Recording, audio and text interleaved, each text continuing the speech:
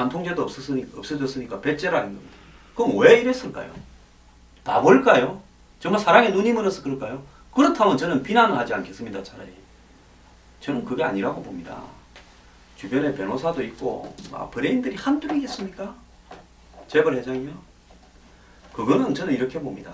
최태원 회장이 자기가 가진 약점을요, 부부간의 다툼에서 애정관계는 일찌감치 깨어졌지만 부부관계를 유지하고 있는데, 그 관계의 핵심에는 과거에 조그맣던 50위권밖에 안 되던 SK가 유공 먹고 민영화 80년에 또 94년에 정부의 한국 이동통신 민영화를 또 먹었습니다.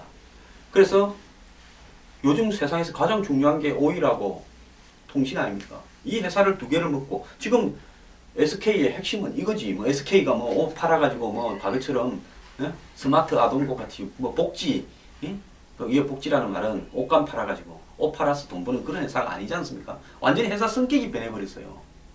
이 두 가지를 놓고 계열사들이 다 이렇게 죽은 비슷비슷한 회사들이 번져가는 그런 회사입니다.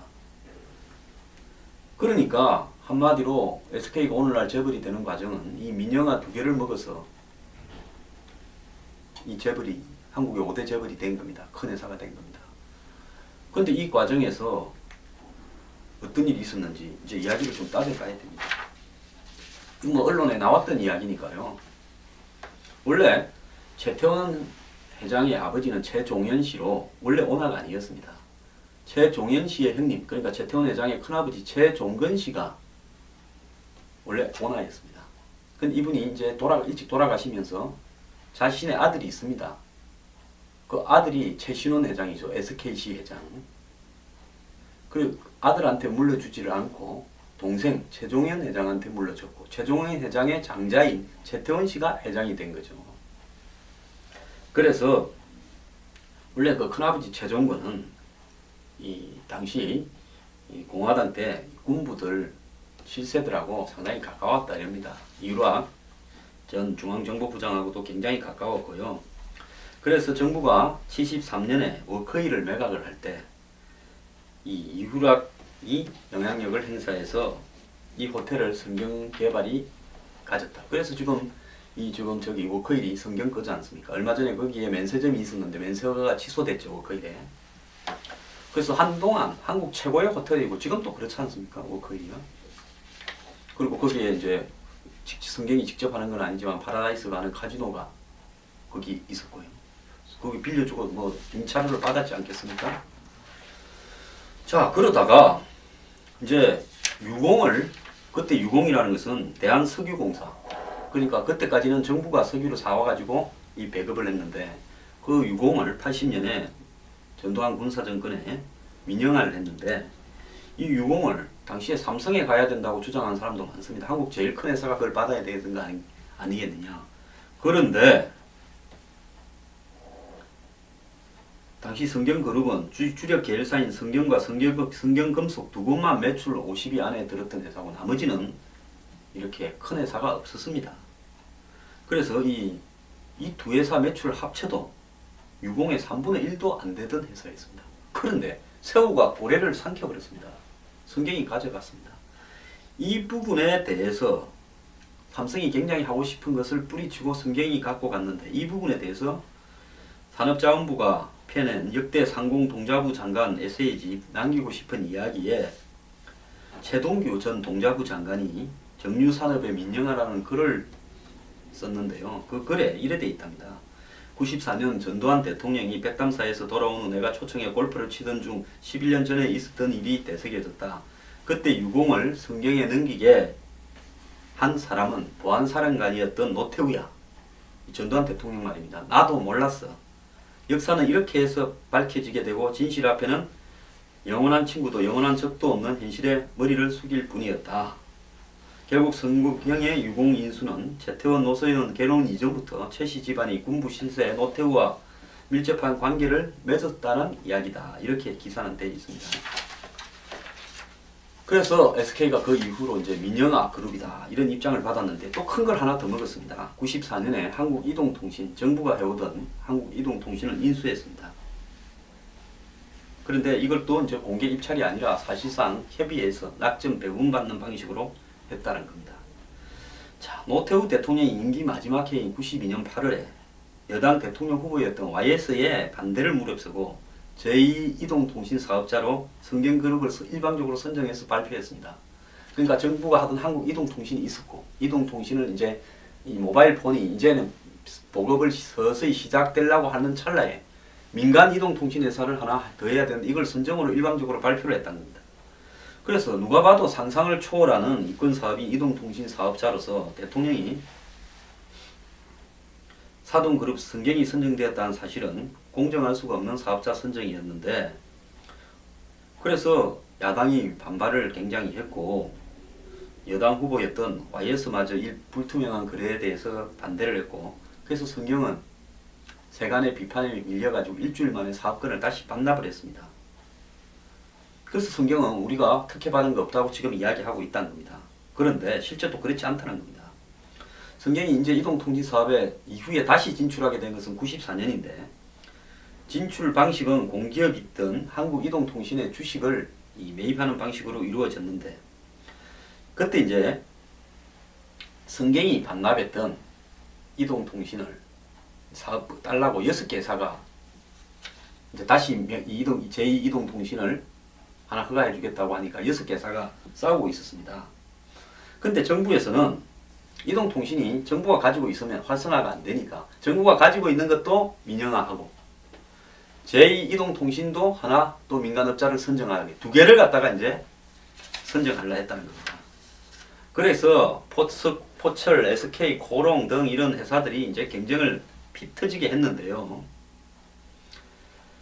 그래서 이 정부는 애초부터 인수 후보를 92년 인수전에 참가했던 6개 회사, 즉 그러니까 SK 등 기존 회사를 딱 한정을 해서 거기서 정한다는 겁니다.